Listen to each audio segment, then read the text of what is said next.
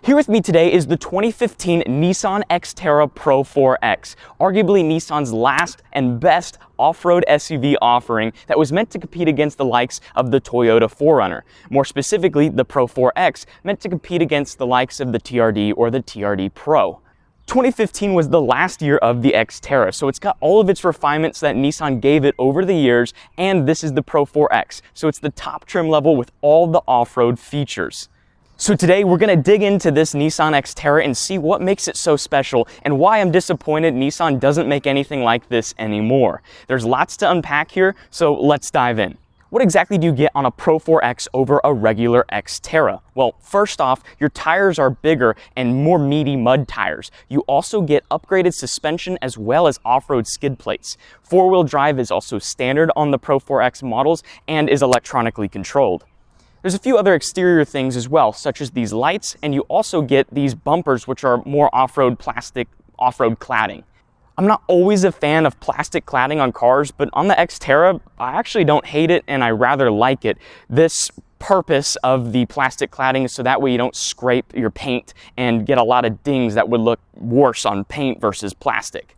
We'll cover more of the features that the Pro-4X has when we hop inside the car, but I want to take a pause real quick and take a look at the SUV itself. It looks fantastic. I really like the XTERRA, and at first, I wasn't a huge fan of it, but over the years, I've become a pretty large fan of the XTERRA. In fact, if I didn't have my truck, I would definitely be considering something like this. I think the Pro-4X XTERRAs look amazing. They look much better than just the regular XTERRAs with all the additional upgrades that Nissan has given it, and the XTERRA itself looks pretty good. Take a look at the stance of this thing. It looks mean, looks pretty big, much better than a regular XTERRA. I love the upgraded wheels and the suspension, how it stands. It looks really good. One thing I do want to point out, this roof rack is not factory, if I'm not mistaken. This is added by the previous owner who traded this vehicle in. But if I was to have an XTERRA, I'd definitely put this roof rack on it. Makes the car look even better than stock.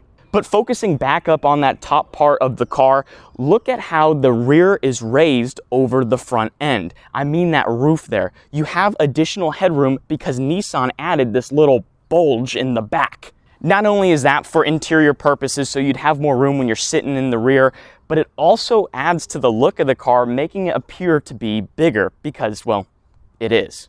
It reminds me of the older Land Rover Discoveries, and I like how Nissan did it on the XTERRA. Shifting our focus to the rear end here, there's some interesting design choices that Nissan made that worked out really well. First off, this rear glass isn't the same size across the board. On the right side, it's a little deeper than the left. Now, to be completely honest, I'm not all too sure as why they did this. There's no spare tire there. It's way too small of an area to do so.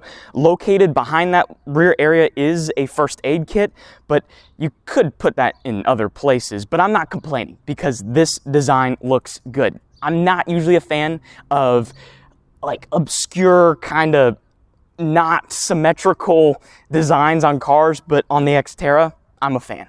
The XTERRA has a lift gate. You just pull on the handle on the right side and it lifts up, revealing a decent amount of storage space. It's roughly 36 cubic feet, but when you fold down the rear seats, it almost doubles. It's actually pretty impressive for a small off-road two-row SUV.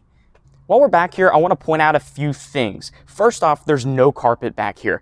Good. Because this is an off-road SUV, I normally would say I'd like carpet, but in this instance, I want no carpet, want it easy to clean if I'm taking it mudding or I have stuff I need to throw back here that would be pretty dirty. There's also 4 tie-down anchors. You can adjust them, move them how you'd like. There's also storage space underneath this little plastic floor here, and then the spare tire is located underneath the car itself. Lastly, there's a couple storage nets and a power source.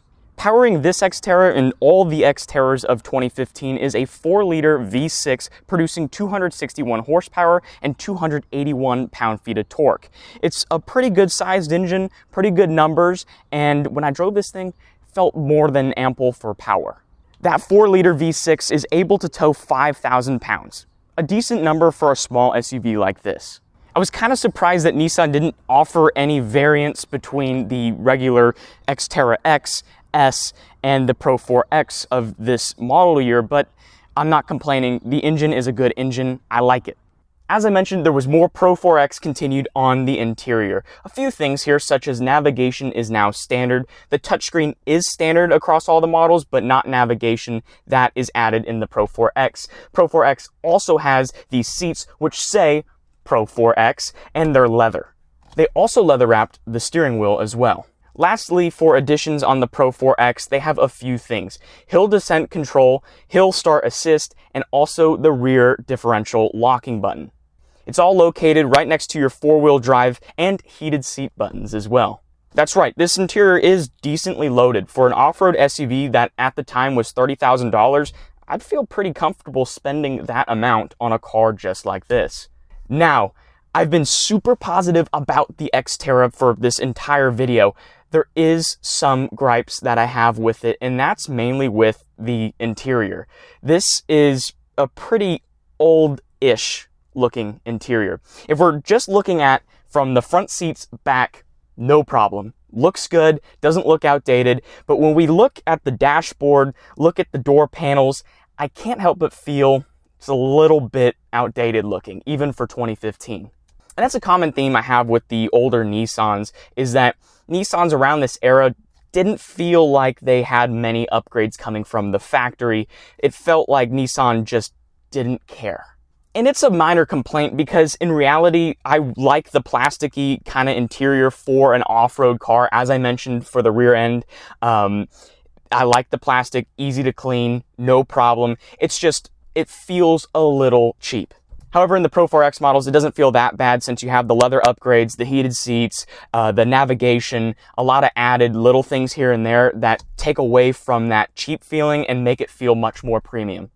So, with those complaints being out of the way, I have nothing else to complain about this SUV. Fantastic car.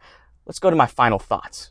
Well, if I haven't made it abundantly clear enough, the 2015 Nissan XTERRA is a car that I absolutely love. There's a lot going for it here. This being the last model year of the XTERRA, it received all the refinements that Nissan would have given it by this point.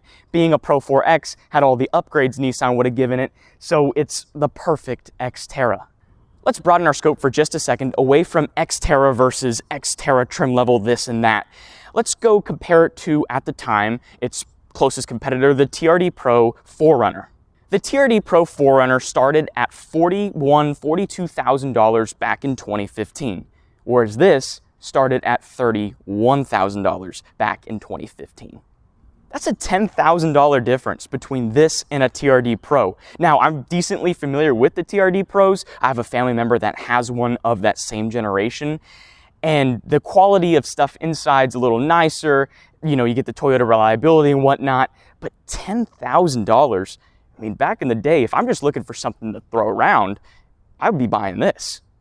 And even nowadays, the used car prices on these XTERRA Pro 4Xs versus the TRD Pros are very different. The XTERRAs, you can usually find these from anywhere with higher miles at 17 to low miles at 25. I mean, I'd pick this up.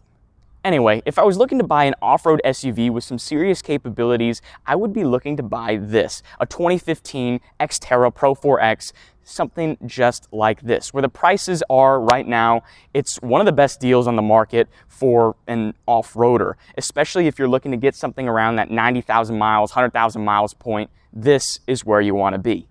Thank you for watching my review of the Nissan XTERRA Pro 4X, and a bigger thank you to Carrick Autos for letting me use this car for my video. Yes, this car is for sale now. I'll put the link in the description to Carrick Autos inventory and this car. Thank you all for watching.